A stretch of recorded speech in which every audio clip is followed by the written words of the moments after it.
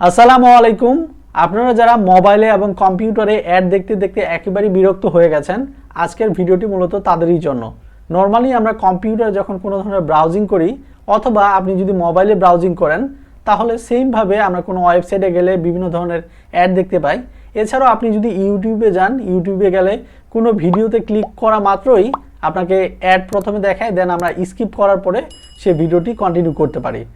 আজকের এই ভিডিওটির সেটিংটি যদি আপনি আপনার মোবাইলে বা কম্পিউটারে সেট করতে পারেন, তাহলে আপনার ফোনে বা কম্পিউটারে আর কোনো ধরনের অ্যাড আসবে না। তাহলে চলুন কথা না বাড়িয়ে মূল ভিডিওতে যাওয়া যাক।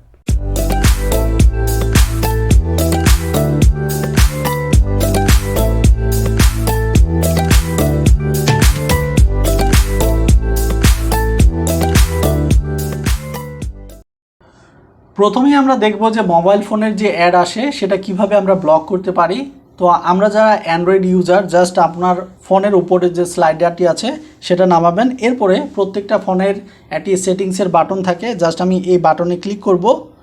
আমি এখানে দেখতে পাচ্ছি আদার নেটওয়ার্কস অ্যান্ড কানেকশন নামে একটি অপশন আছে। আপনার ফোনে অন্য কোনো অপশনও থাকতে পারে, জাস্ট আপনি নেটওয়ার্কস অ্যান্ড কানেকশন নামে যে অপশনটি সেটা খুঁজে বের করবেন।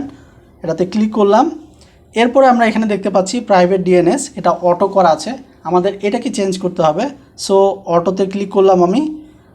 আমি এখানে প্রাইভেট ডিএনএস প্রোভাইডার এই অপশনটি সিলেক্ট করলাম এবং প্রোভাইডার যে হোস্ট নেমটি আছে সেটা আমাদের চেঞ্জ করতে হবে। সো আমি এখানে ক্লিক করছি। এই যে প্রক্সি যে নামটা ছিল আমি এটাকে ডিলিট করে ফেলবো এবং এখানে আমাদের একটা ডোমেন নেম বসাতে হবে। আমি এখানে পেস্ট করে দিচ্ছি। এই যে dns.adguard.com দেখতে পাচ্ছেন আপনি, এই ডোমেন নামটা আপনি জাস্ট সেই জায়গাটাতে বসিয়ে দিবেন এবং ওকেতে প্রেস করবেন। জাস্ট আপনার কাজ শেষ। এরপরে আপনার মোবাইলে 95% অ্যাড আসা একবারই বন্ধ হয়ে যাবে। আই হোপ যে আপনি আপনার মোবাইল ফোন যদি কোনো ব্রাউজিং করেন অথবা আপনি ইউটিউব ইউজ করেন, তাহলে আপনি বুঝতে পারবেন যে আপনার ফোনে অ্যাড আসা একবারই বন্ধ হয়ে গেছে। এখন আমরা দেখব যে কিভাবে আমরা কম্পিউটারে অ্যাড ব্লক করতে পারি। তাহলে চলুন সেটাও দেখে নিই।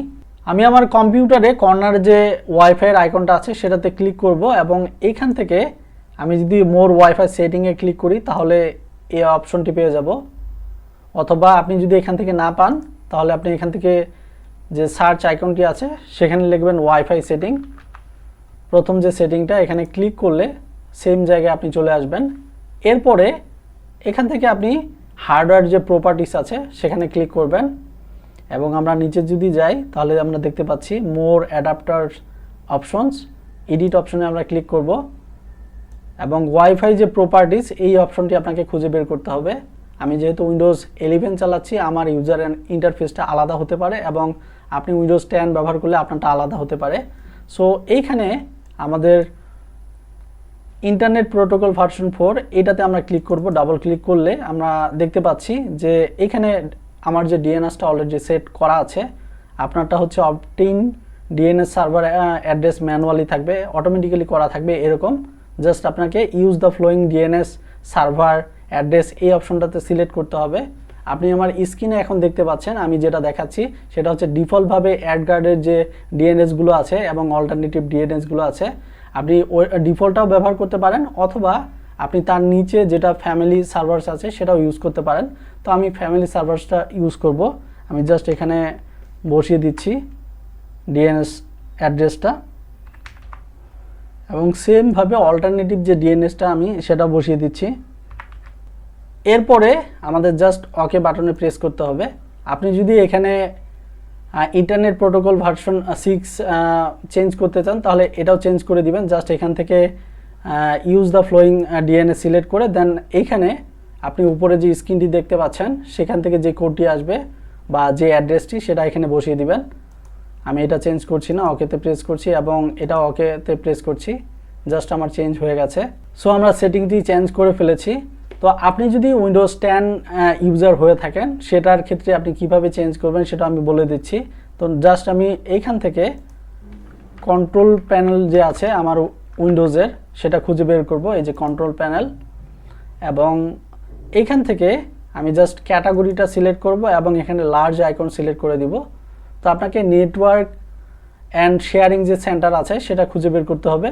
এই যে দেখতে পাচ্ছেন নেটওয়ার্ক অ্যান্ড শেয়ারিং সেন্টার, আমি এটাতে ক্লিক করছি এবং এইখানে আপনি দেখতে পাচ্ছেন নো ইন্টারনেট 5G, এখানে ওয়াইফাই নেমটি আছে, কানেকশনটি আছে। আমি যেহেতু এখানে ল্যান্ড কানেকশন ব্যবহার করছি যার কারণে এরকম দেখাচ্ছে। আপনি যদি ইথারনেট কেবল ব্যবহার করেন সেক্ষেত্রে এখানে আপনি কানেকশনটি দেখতে পাবেন। জাস্ট এখানে ক্লিক করলে আপনি এরকম একটি উইন্ডো পাবেন এবং প্রপার্টিসে ক্লিক করলে সেম উইন্ডোটি আবার আপনি পেয়ে যাবেন। দেন এখান থেকে আপনি আবার চেঞ্জ করে দিতে পারেন। সো আমি ওকেতে প্রেস করছি এবং এটাও ওকেতে প্রেস করছি যেহেতু আমার চেঞ্জ করা হয়ে গেছে। নর্মালি আবার অ্যাড ব্লক করার জন্য অনেকে অনেক ধরনের এক্সটেনশন ব্যবহার করে। সো আপনি যদি এক্সটেনশন নর্মালি ব্যবহার করেন, আমিও কিছুদিন আগে এক্সটেনশন ব্যবহার করছিলাম, তো এই এক্সটেনশনগুলো আপনি যখন ইউটিউবে যাবেন, ইউটিউবে দেখবেন যে আপনি এক্সটেনশন ব্যবহার করলে আপনাকে ভিডিও দেখতে দিবে না, আপনাকে প্রিমিয়াম কিনতে বলবে। যে প্রিমিয়ামটা আপনি যদি না কিনে ফ্রিতে দেখতে চান, সেক্ষেত্রে ওয়াইফাই একটি ডিএনএস আমাদের সেট করতে হবে, যেটা অলরেডি আমরা করেছি। সো আমরা নতুন একটি এক্সটেনশন এখন অ্যাড করব ব্রাউজার থেকে। এই যে ক্রোম ব্রাউজারে 3 ডট আইকনে যাবেন, এরপরে আমরা এখান থেকে এক্সটেনশন অপশন থেকে ভিজিট ক্রোম ওয়েব স্টোরে যাব। সো আমি এই জিনিসটা আপনাদের দেখানোর কারণ হচ্ছে আপনি যেন 99% কোনো ধরনের অ্যাড না পান, অ্যাড ছাড়া আপনি ইউটিউব ব্রাউজিং করতে পারেন এবং অন্যান্য ব্রাউজারগুলো ব্যবহার করতে পারেন। সো আমি এখানে আরেকটি এক্সটেনশন অ্যাড করে নিচ্ছি আমার ব্রাউজারে। অ্যাডগার্ড নামে একটি এক্সটেনশন আছে, এই যে দেখতে পাচ্ছেন প্রথমেই সেটা আমরা অ্যাড করব। অ্যাড টু ক্রোম অপশনে ক্লিক করব এবং অ্যাড এক্সটেনশন অপশনে ক্লিক করব। সো এটা ডাউনলোড হবে, ডাউনলোড হওয়ার পরে জাস্ট অটোমেটিক্যালি এখানে অ্যাড হয়ে যাবে। অলরেডি আমি এখানে এই যে একটা এক্সটেনশন ব্যবহার করছি, আপনি এটাও ইউজ করতে পারেন, অথবা অ্যাডগার্ডের যে অ্যাড ব্লকারটা আছে এটা অনেক ভালো একটা এক্সটেনশন। সো এই যে দেখতে পাচ্ছেন ডাউনলোড হয়ে গেছে এবং এই আইকনটা আমরা উপরে টপ আপ করে দেব। এই যে দেখতে পাচ্ছেন এটা এনাবল হয়ে গেছে। আই হোপ আমার এই ভিডিওটি আপনাদের জন্য খুবই গুরুত্বপূর্ণ ছিল। আমার এই ভিডিওটি যদি আপনার ভালো লেগে থাকে ঝটপট আমার চ্যানেলটি সাবস্ক্রাইব করে রাখুন, কারণ এই ধরনের টেক রিলেটেড ভিডিও সবসময় আমি আমার চ্যানেলে আপলোড দিয়ে রাখি। সাবস্ক্রাইব করার সাথে সাথে আমার ভিডিওগুলো আপনি পেয়ে যাবেন। আর যদি অলরেডি আমার চ্যানেলটি সাবস্ক্রাইব করে রেখেছেন তাহলে আপনাকে অসংখ্য ধন্যবাদ।